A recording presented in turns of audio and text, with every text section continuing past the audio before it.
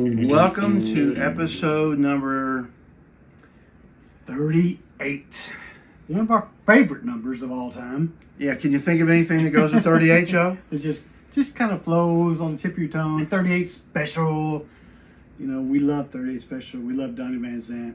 Yeah, and here's a band that, started from Jacksonville, kind of like Lynyrd Skynyrd, except they had Ronnie's advice and getting them, go out and get your street cred, earn your stripes, play the little bars. And not too long after Ronnie did all that, here's Donnie doing the same thing, building his band up, hitting the bars, clubs, like I said, street cred. Yeah, probably one of the best lessons Ronnie gave him was get great players in the band, write great songs. So he did that. So this is your episode, Donnie Van Zant and 38 Special, Don and Jeff and whatever. But tonight's episode is kind of special because it's one that you and I talk about all the time, but I don't know we have the answer. And the title of this episode is, I'm not sure what the title is. We want to know why, or we're going to tell you why we think Skynyrd is so special and so enduring and so still relevant, I guess. And that's true. I mean, relevance. And does, all their music is incredible, but it's not a lot. Yeah. So here's a band from the 70s, had 5 albums and studio albums. And today there's still so much passion for the band, for the songs, for the people, and we all argue amongst each other of this and that, and we all have different favorite songs, and yet so many other bands that had 10 or 15 albums during that time are forgotten or about forgotten. I want to say, like, do you think there's any big discussion groups on the Cars or Boston or, I mean, it really isn't. There's not that kind of passion. There's very few people that you see that only had a 5-year career that has zillions of fans worldwide who still love them, talk about them, watch videos, watch concert footage. Why? And for a short history, they have a lot of history. It seems like it's true. For short history, they have a lot of history. They have a lot of history. They have a lot of good music and good stories. And Ronnie got to the people. He wrote about the people. He wrote about himself and the people he knew. So I think that's why we, as people and his people, it gets to us and it's stuck to us. So you're saying it's the songs? It's songs. It's definitely the start of it. It has to be. But he wrote from his heart. So the songs, why make the songs so great and special 50 years later? Because they still mean as much or more today as he did then. He was thinking ahead of time, but the concrete slowly creeping. He knew what was changing. He knew the changes were coming, and we're here to see those changes. That's why he's still relevant, because we're gonna say he was a prognosticator. Oh, Nostradamus Van Zant. So you're saying the songs. I don't think that's really all you believe, though. I mean, so what about the music? I mean, I think that in many ways, Ronnie putting this band together and having these guys who are part of his soul, really, his soulmates in music, the music to me fits the song almost every time. And I'm not sure how they wrote music, if Alan and Gary would come up with these riffs or tunes and then Ronnie would come up with the words. It probably went both ways. But if you think about it, there's not many songs that the music actually is exactly the feeling of the song. Like All Night Rain by Atlanta Rhythm Section. When you hear an All Night Rain, it's mesmerizing, right? It just feels like it's raining, and it's the music and the words. Or another one, I'm So Tired by the Beatles. It's just like I almost fall asleep listening to it, right? And the Skynyrd songs mesh music and words like that too. Not many people have that talent. Must have been something about the Hell House, and something about this group he put together. These guys gelled so well, whether he knew that or believed in that. But why are they still so relevant? Because millions of people worldwide still love this band and these songs from 73 to 77. Worldwide, I mean, really, nobody else has that kind of following. Nobody else has ever exuded that kind of passion. Why? Is it because I'm trying to put words in your mouth here, but You say it's the songs. I'm saying the music has something to do with it. Is it Ronnie's persona? Ronnie's persona has a lot to do with it because he sang about the American man and the people that we are, and the Southern man trying to make it through day to day. You know, real stories of his youth and his father's youth. You know, and they just, I think they hit the nail on the head with the American males, the American family. Interesting. So, and Ronnie's power, his stage presence, is how you can feel his heart in these songs. I mean, he's all of him. He's put everything he has into these songs, and you know that. And we know that because we've studied it and we've tried to live the history of Ronnie Van Zant. And we know all his sayings and all his misgivings, if you want to say. So another thing I think is great about it is that there's not a typical Lynyrd Skynyrd song, right? You have the tearjerkers, you have the Freebird, I Need You, Deeper. I Never Dreamed, All I Can Do Is Write About It. These are tearjerker kind of songs in a lot of ways, right? And then you have the kind of, honky tonk songs like Give Me Three Stabs or, Railroad Man or, Country Boy, right? I mean, Well, think about all his influences. And we're talking about truck driving men. Who we think about truck driving men? Merle Haggard, some other influences there in the country way. And really and truly, I'm a big Merle Haggard fan too. And there's a lot of Merle in Ronnie. You can hear it and you can feel it particularly if you know a lot about Merle Haggard, right? And Ronnie did pick up a lot of that stuff. Now, if he's in a truck with his dad, Lacey, what do you think they're listening to on the radio? They're probably listening to some Merle Haggard. But let me throw this at you. Let me really throw you a curveball. Could it be that the reason they're still so, important is that they're not just a Southern rock band?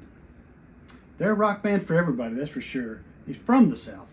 But Ronnie was not afraid to bring in Ed King. From California. A California guy who was in a band called Strawberry Alarm Clock. Does that sound anything like Lynyrd Skynyrd? But he knew. He could feel Ed King's presence there and his desire to be with the band and his talent that he could bring into the band. And who did he allow to produce him? Well, Al Koopa. A guy from Queens, New York, right? A guy who'd played with Dylan, a guy who had spounded Blood, Sweat, and Tears. As we say in work in MCA, but Ed Yankee King, Slicker. Ed King was part of a band who had a major hit. Now, that's kind of a big deal. Incense and Peppermints. But, and Ronnie knew his lineage, so he thought this was a great part of the band to add to the band. Doesn't seem like it fits in a Southern rock band to me. But Ronnie had the vision and the courage to step outside the box. I think that had a lot to do with it. Because it gave it some diversity of thought and feel and ideas, right? I mean, maybe that has something to do with it. It had a lot to do with it. He was not afraid. He was not afraid to bring in talent, to search for talent. And at that time, he needed some talent because Leon was a little bit iffy, wishy-washy. And so he was bringing Ed in just for bass, which he was not good at. But he was a great guitar player. Certainly not compared to Leon. Now think about what Ed King brought to the band. Drugs. Drugs. California. But what? He was bouncing off the other guys. His guitar riffs, and with Gary, and Alan, they were bouncing off each other. He knew. I think Ronnie knew these three guitars, and they were going to really come up with some really nice riffs that we could work with. Yeah. No, there's no question that it's almost like here's somebody else to help kind of like rev you up and inspire you a little bit more, right? An outside influence that's got creativity and whatnot. I think you're right about that. But Ronnie doing that helped the band. That helped the band still reach out to more ears, I guess. So let me ask this question. When you were listening to Lynyrd Skynyrd as a kid, did you pick up on all the message songs? Probably not. What? Probably not. You heard them, though. I'm a kid. I saw them. You heard them. I mean, you had to know when you listened to Poison Whiskey that it wasn't saying you need to go drink a bunch of Johnny Walker Red. You had to know that. I knew that. We knew that as kids, but we didn't really put a lot into it. You know, we weren't drinking a lot. I wasn't drinking a lot. But you could hear that there's danger signs there, you know, the crossbones. You could feel that. I can tell you in my world, when the opportunities came up for like heroin and stuff, I resisted all that. I was scared probably, but also knew the needle and the spoon. Right? I knew Ronnie Van Zant had tried to tell me something about that. Right? Even Saturday Night Special. I mean, I didn't want to be a big gun guy. I just, I heard Ronnie Van Zant. Think about the lessons he gave us. Alcohol, whiskey, guns, they don't mix. Drinking and driving, that smell. Don't mix. Oak tree in my way. Don't mix. I mean, I think there's a lot of value, and it creates a lot of, for us, learning opportunities, but also, I looked up to him. I looked up to these things as educational, like not, I don't want to say it's like a father, but these were lessons that I was hearing from Ronnie Van Zant, right? And it made a difference. Even, all I can do is write about it. We talk about that all the time. Great song, but it made me think, right? It made me think about what he was saying, and I felt the message. I saw it happening where we were, Our little town was, 20 miles away from the next town with big lights. And over my life, they're now merged. They're almost one town, It's just concrete creeping.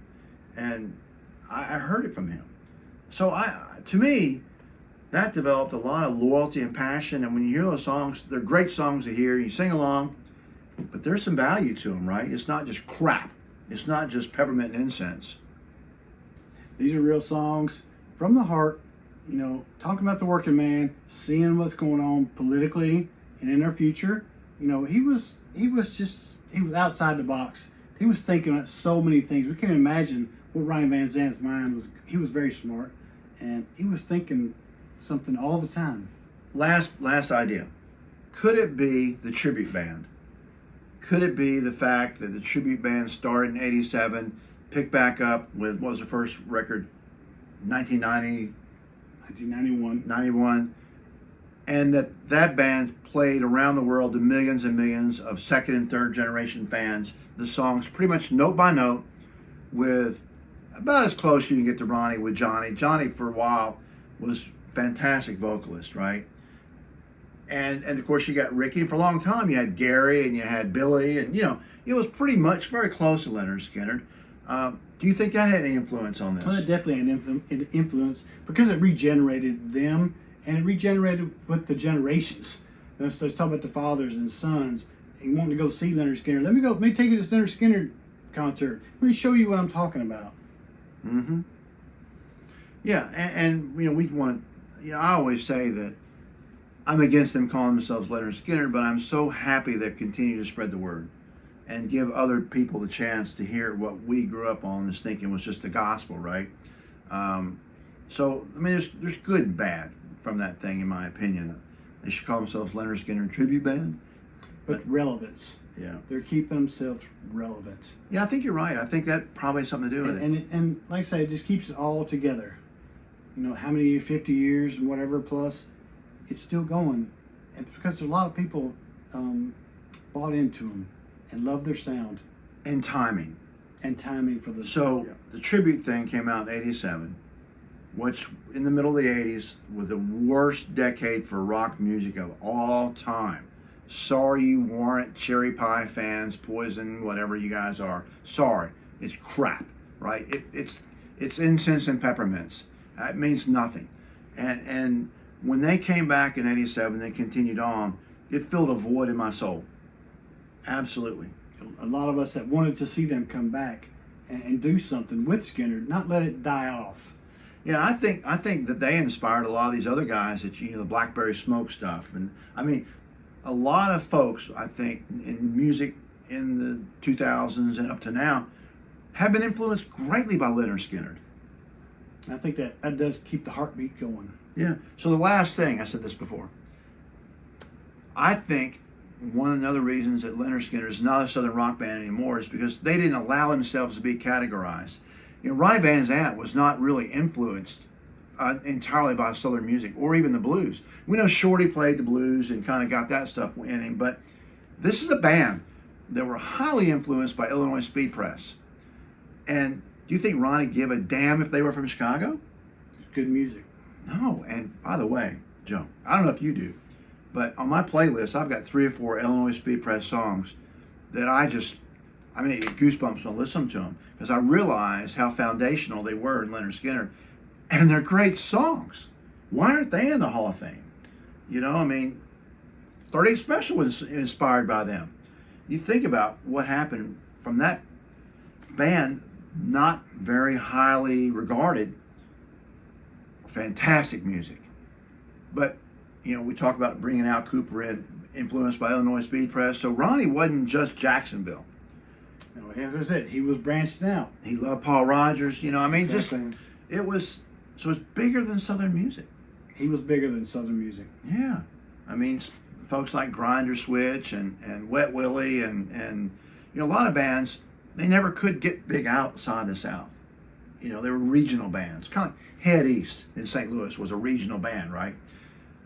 Ronnie was a worldwide, universal band for all these reasons and more, probably.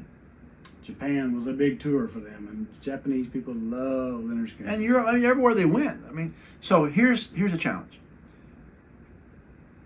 First of all, subscribe to our channel, share these videos with your friends, but we need to hear in the comments why Lynyrd Skynyrd is still so relevant, why they're still so important, why guys like us, not only on video, we drive down the road together talking about Lynyrd Skynyrd, right? Because, I don't know, it's part of our soul, it's part of who we are, our DNA, right? Pretty much. Yeah, but why? Why is that? And the Charlie Daniels Band really isn't. You know, ZZ Top is great art, really isn't. I mean, you know, it's just... Skynyrd got into our souls quite a bit. Ronnie, I think we looked up to Ronnie at some point. You know, we did think Ronnie was something so special. And special. We're going to be back in a couple days with a new episode talking about our all-star Southern rock bands. Somebody out there suggested it, and you're going to get it. There's be some shocking surprises. In the meantime, jump on the comments. Tell us why Skynyrd is relevant. Tell us why Skynyrd is important. Tell us why in 100 years there'll still be guys like us talking about Lynyrd Skynyrd. Hope you're right. Right? Of course I'm right. So, anything else, Joe? And I think we got it started. Gosh dang it, that was fun. We've got the conversation started anyway. Yeah, all this is off the cuff, just us We're just brainstorming, talking. so it's kind of great. Talking. But anyway, okay. Until next time, we'll see you here on our favorite Lynyrd Skynyrd YouTube channel. Till then, see ya. Thank you.